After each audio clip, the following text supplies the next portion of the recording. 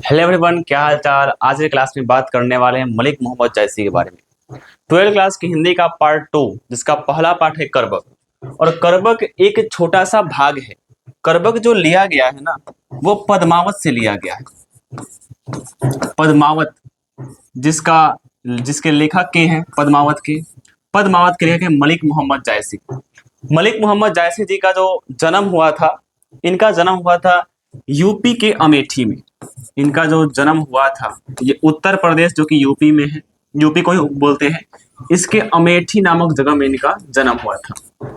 और ये जो मलिक मोहम्मद जायसी थे, ये पद्मावती जो कि रतन सिंह की पत्नी थी, धर्म पत्नी रतन सिंह की पत्नी पद्मावती, उस पर लिखा गया है। रतन सिंह जो कि बहुत ही अच्छे शासक थे, बहुत ही तेजस्वी राजा थे, उन्हीं की पत्नी का नाम था पद्मावती। उसी पे ये जो मलिक मोहम्मद जायसी जी हैं, वो पद्मावत एक ग्रंथ ही लिख दिए, महाकाव्य लिखे हैं, और उसी का छोटा भाग क्या है, करबक। तो आइए जानते हैं इनके बारे में, फिर पढ़ेंगे करबक में क्या क्या लिखा गया है। यहाँ ये जो पूरी का अर्थ है, इसको समझने का प्रयास करेंगे आज के वीडियो में जितना हो सकता है। तो जो मलिक मोहम्मद जायसी जी हैं, इनका जन्म कब हुआ था भाई? इनका जन्म कहाँ हुआ था? यूपी के अमेठी में। और कब हुआ था? तो 1400 कितना में हुआ था जी? 92 में। और इनकी जो मृत्यु हो गई थी, वो हो गई थी 1500। ऐसे तो 92 और 98 पर जिक्र है इनका।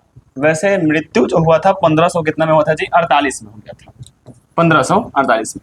ये जो दोनों तिथि है, ये अनुमानित किया गया है, अनुमान से बताया गया है, एग्जैक्ट नहीं पता है। तो मलिक मोहम्मद जायसी यूपी के रहने वाले थे, जन्म 1492 में और मृत्यु 1548 में। ये जो मलिक मोहम्मद जायसी जी हैं, वो जन्म से ही उनका बायां आंख और बायां कान नहीं था। मलिक मोहम्मद जायसी जी का बायां आंख और कान जो था, बचपन से ही नहीं था।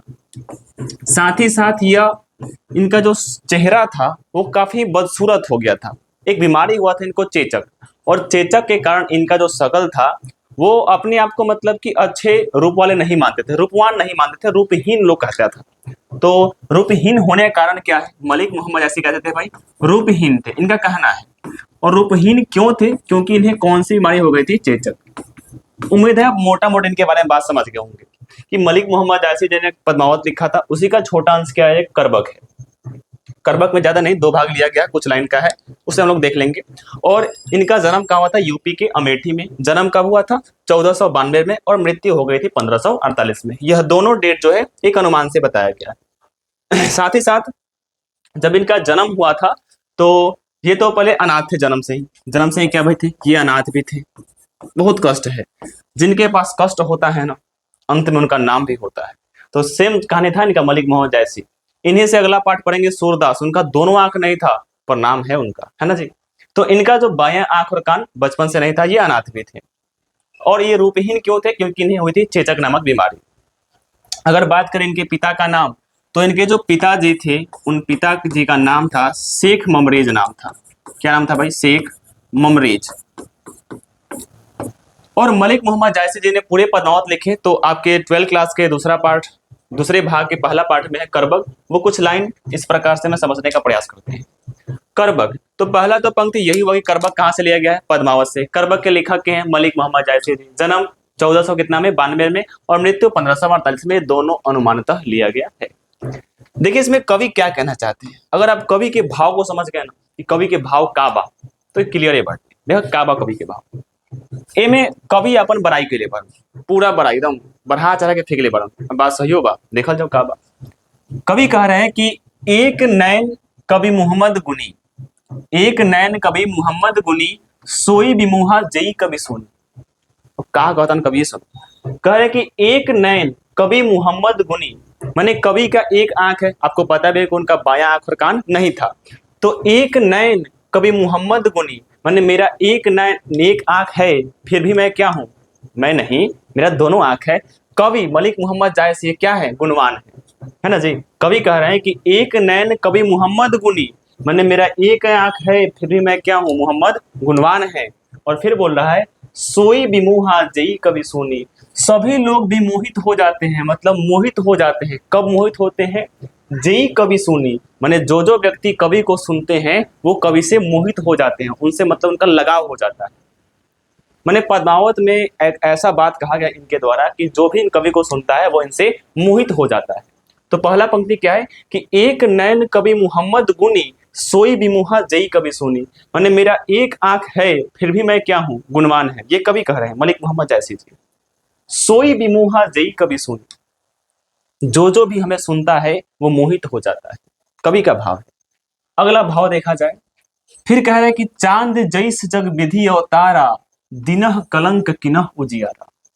ने कवि देखो कितना बढ़ा चढ़े कह रहे हैं कि चांद जैस जग विधि अवतारा, माने विधि ने मुझे अवतारित किया है किसके जैसा, चांद के जैसा, ये चांद सा रोशन चेहरा है ना जी। तो ये कवि कह रहे हैं कि चांद जैस जग विधि अवतारा, माने हमको, माने मलिक मोहम्मद जायसी जी कह रहे हैं कि हमको विधि मतलब होता है भगवान, कि चांद जैस जग विधि अवतारा, मान इस जग में हमें भगवान ने चांद जैसा बना के धरती पर अवतारित किया है। और फिर दिनह कलंक किनह उजियारा, जिस प्रकार चांद में भी कलंक है, दिन में चांद का प्रकाश उतना तो नहीं देख पाते हैं, रात में देखने को मिलता है, हालांकि वो तो सूर्य के प्रकाश से ही आता है, पर जिस प्रकार दिन में चांद में कलंक है, मतलब कि वो प्रकाशित नहीं हो पाता है, उसमें धब्बा भी है, ये कलंक हुआ उसका, फिर भी वो क्या करता है, प्रकाश अपने रात में देता है। ठीक उसी प्रकार मलिक मोहम्मद जायसी भी चांद की तरह है, ये कहना चाहते हैं कि चांद जैस जग विधि अवतारा, दिनह कलंक किनह उजियारा, माने हमको भगवान ने चांद के जैसा बनाकर धरती पर उतारा है। जिस प्रकार चांद में कलंक होते हुए भी वह रात में प्रकाशित करता है, ठीक उसी प्रकार मलिक मोहम्मद जायसी है, इनके अंदर भी कलंक है। वो कलंक के रूप में क्या है भाई, ये एक तो रूपहीन है, अनाथ है, बाएं आंख और कान नहीं है, तो ये कलंक हुआ।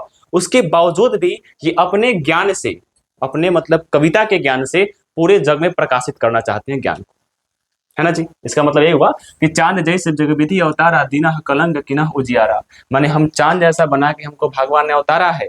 चांद में कलंक, जिस प्रकार चांद में कलंक है उसके बावजूद भी वो प्रकाश देता है, ठीक उसी प्रकार मैं हूँ, मैं मतलब मलिक मोहम्मद जायसी, हमारे अंदर भी कलंक है और इसके बावजूद भी हम अपने कविता के द्वारा इस जग में प्रकाशित हो रहे हैं, ज्ञान को प्रकाशित कर रहे हैं। क्लियर है। अगला पॉइंट देखा जाए, जग सोझा एकई नैनाहा, उवा सुख असनखतन माह। सुख का मतलब सुख ग्रह होता है और नक्थन का मतलब होता है, नक्तन का मतलब होता है नक्षत्र, नक्षत्र।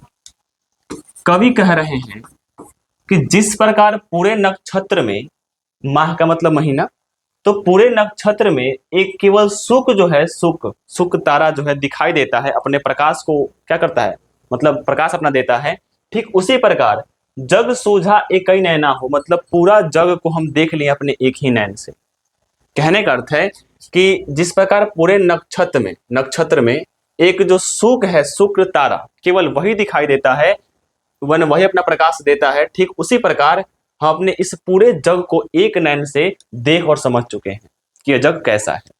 अगला पंक्ति क्या है, जौ लही अम्बही डाभ न होई, तौ लही सुगंध बसाई न सोई।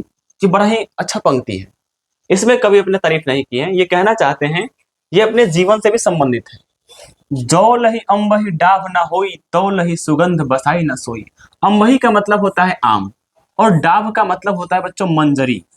अरे हम लोग मोजर भी कहते हैं ना, मोजर भोजपुरी में, तो वही मंजरी का बात हो रहा है। कह रहे हैं कि जौ लही अम्बही डाभ ना होई, जब तक, अम्बही का मतलब आम का पेड़ और डाभ का मतलब मंजरी, जब तक आम के पेड़ में मोजर ना होई, मतलब मोजर नहीं आता है, तो लही सुगंध बसाई ना सोही, तब तक आम जो है उसका टिकोड़ा हम लोग कहा जाता है, जो आम है उसका सुगंध नहीं आता है।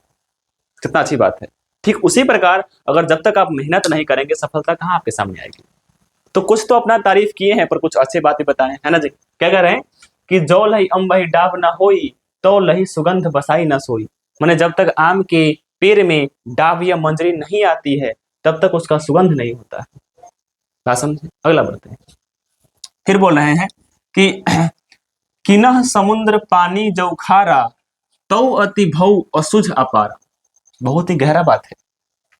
कवि कह रहे हैं कि किनह समुद्र पानी जौ खारा, तौ अति भौ असुझ अपारा। माने इसमें देखो, इस पूरे जो करबक पहला है ना, इसमें अगर आधा भाग में अवगुण है ना, तो आधा भाग में उसका गुण है। समुद्र का अवगुण क्या है कि इसका पानी कैसा है भाई, इसका पानी जो है खारा है, मतलब कि नमकीन है।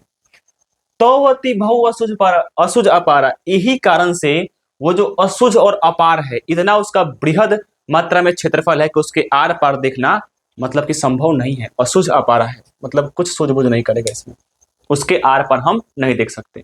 तो समुद्र का अवगुण कहा था कि किन्ह समुद्र पानी जब खारा, जब समुद्र का पानी खरा होता है, उसमें नमकीन पानी होता है, जो कि उसका एक अवगुण हो गया। तो इस अवगुण के कारण ये क्या है, समुद्र असुज और अपारा है, मतलब इतना विशाल है कि उसके एक छोर से दूसरे जाना संभव नहीं। समझे, आगे बढ़ते हैं।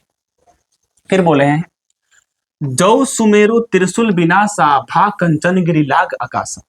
ये बहुत ही बेहतरीन पंक्ति है। इस पंक्ति में क्या बोले हैं मलिक मोहम्मद जायसी जी, इसमें अवगुण क्या है कि त्रिशूल से विनाश किया गया है सुमेरु पर्वत को, तो ये अवगुण हो गया। फिर इसका गुण क्या हुआ कि भा कंचन गिरिलाग आकाशा, कंचन का मतलब होता है सोना और गिरि का मतलब पर्वत। तो यह जो इसको जब विनाश किया गया तो सोना का पर्वत बन के और यह विशाल हो गया। फिर से एक बार देखते हैं जरा क्या बोले हैं कि जौ सुमेरु त्रिशूल विनाशा भा कंचन गिरिलाग आकाशा। जब सुमेरु पर्वत को त्रिशूल से विनाश करने के लिए त्रिशूल फेंका गया था शंकर भगवान के द्वारा, आप सुने होंगे कहानियों में, चाहे त्रिशूल से विनाश करने के लिए जब उस सुमेरु पर्वत पर प्रहार किया गया था, भा कंचन गिरिलाग आकाशा, तो वह जो सुमेरु पर्वत है, उस कंचन का मतलब होता है सोना, तो वो जो सुमेरु पर्वत है सोना का पर्वत बन के और विशाल हो गया था। तो एक इसमें अवगुण आ गया तो एक गुण आ गया। बात क्लियर है, आगे बढ़ते हैं। मैंने ये पूरे पॉइंट पे अपने आप को क्या बोलते हैं, तारीफ करना चाहते हैं कि जिस प्रकार कहीं ना कहीं अवगुण है तो उसमें गुण है, ठीक उसी प्रकार मैं भी हूं, मैं मलिक मोहम्मद जायसी, कि मैं भी, मेरे अंदर भी कुछ अवगुण है, इसके बावजूद भी हम क्या है, गुणवान तो है, बिल्कुल भी गुणवान है। अभी तो अगला पंक्ति सुनो ना क्या बोले हैं, कह रहे हैं जौ लही घड़ी कलंक ना पड़ा, कांच होई नहीं कंचन करा। कवि के भाव देखिए, कवि कह रहे हैं, चिल्ला चिल्ला के कह रहे हैं बेचारे, क्या कर सकते हैं, सुनना पड़ेगा इनका बात। कह रहे हैं कि जौ लही घड़ी कलंक ना पड़ा, कांच हुई नहीं कंचन करा। कवि क्या कहना चाहते हैं, कह रहे हैं कि जौ लही घड़ी कलंक ना पड़ा, जब तक घड़ी, ये जो यहाँ घड़ा सेंस लिया गया है ना, ये सोना का नाम सुनेंगे आप लोग। तो जो सोना होता है, इस सोने को पिघला के आभूषण बनाने के लिए घड़ा में इसको गर्म किया जा रहा है। तो वही कह रहे हैं कि जौ लही घड़ी कलंक ना पड़ा, जब तक घड़ा में कलंक नहीं पड़ता है, कलंक का मतलब उसमें क्या होता है, उसको जब आग से तपाया जाएगा तो कलंक पड़ेगा ना, धब्बा। तो जब तक घड़ा में कलंक नहीं पड़ता है, कांच होई नहीं कंचन करा, कंचन मतलब सोना, तो जो कच्चा सोना है वो नहीं पक सकता। मतलब जब तक घड़ा में कलंक नहीं पड़ेगा तब तक जो कच्चा सोना है वो पक्का नहीं हो पाएगा। ठीक उसी प्रकार जब तक आप मेहनत नहीं कीजिएगा तब तक आप सफल कैसे होइएगा। तो इसमें भी कवि ने अपने भाव दिए और ये भाव हमें सीखना भी चाहिए। ये नहीं कि सिर्फ ये पद्मावत ने सिर्फ बताया है रतन सिंह के बारे में, पद्मावती के बारे में, वो आगे बताया है निचले पंक्ति में, जो करबक दो है इसमें आएंगे वो राजा, लेकिन इसमें अपना तारीफ के साथ साथ कुछ निर्देश भी दिए हैं जो हमारे जीवन में लागू हो सकता है। कितनी बेहतरीन बात है कि जौ लही घड़ी कलंक ना पड़ा, जब तक घड़ा में कलंक नहीं पड़ता है, कांच हुई नहीं कंचन करा, जो कच्चा सोना है वो पक्का सोना नहीं हो पाता है। बात क्लियर है। इसे अपने भाग में लिखना कैसे, लिखो कैसे कि प्रस्तुत पंक्ति द्विगंत भाग 2 के करबक कविता से लिया गया है, जिसके रचनाकार है मलिक मोहम्मद जायसी।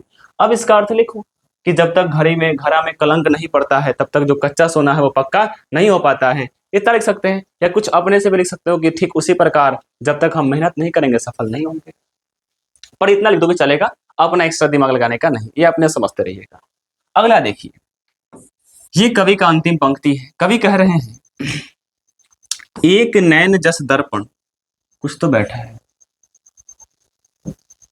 एक नैन, कह रहे कि एक नैन जस दर्पण और तो ही निर्मल भाव। कवि के भाव देखिए, कह रहा है कि एक नैन है जस दर्पण, वो भी किसके समान है, दर्पण के समान, और तो ते ही निर्मल भाव, और जो मेरा भाव है, हृदय है, वो कैसा है, निर्मल है। मतलब कवि ने अपने कहीं बुराई का जिक्र नहीं किया है। ये होता है कॉन्फिडेंस, कि आपके अंदर कुछ भी है तो कहा कॉन्फिडेंस अच्छा होना ही चाहिए। लोग चाहे कुछ भी आपको कह ले, आपके अंदर एक पॉजिटिव एनर्जी होना चाहिए। तो मलिक मोहम्मद जैसे कहीं ना कहीं पॉजिटिव एनर्जी वाले कवि थे। इनके अंदर इनका रूपहीन भी है, देखिए रूपहीन है, चेचक रोग हुआ है, इनका बाया आंख भी नहीं है, बाया कान भी नहीं है, लेकिन कॉन्फिडेंस में कमी नहीं है इनके अंदर वो आत्मबल है कि मैं रूपहीन तो हूं, एक नैन नहीं है, पर मैं गुणवान हूं। ये एक अच्छा उनसे पंक्ति आप सीख सकते हैं।